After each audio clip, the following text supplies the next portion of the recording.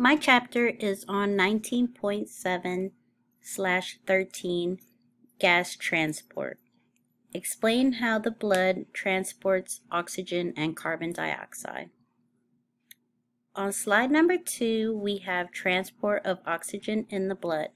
Most of the oxygen that we carry in our bodies is transported by hemoglobin, and they are mostly found in the red blood cells.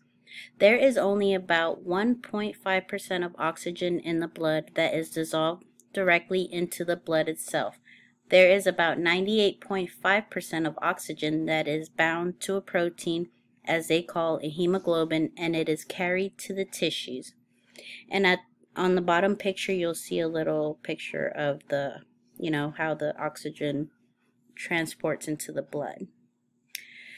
On slide number 3, we have the hemoglobin. The hemoglobin is a protein molecule that is essentially found in the red blood cells, made up of 4 subunits, 2 alpha subunits and 2 beta subunits. All the subunits are joined at a central heme that contains iron and hold together one oxygen molecule, permitting each hemoglobin molecule to tie 4 oxygen molecules. Molecules that have more oxygen bound to the heme groups are brighter red in color. On the next slide, you'll see transport of carbon dioxide. Carbon dioxide is a lot more soluble in blood than perhaps oxygen is. There is about 5 to 7% of all carbon dioxide that is dissolved into the plasma.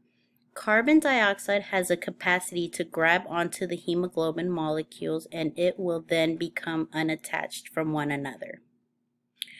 On the next slide, you'll see carried as a bicarbonate ion.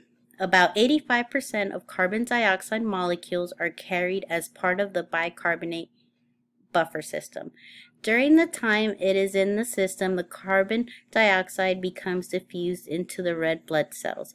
When the blood gets into the lungs, the bicarbonate ion is carried back into the red blood cells during the exchange of chloride ion.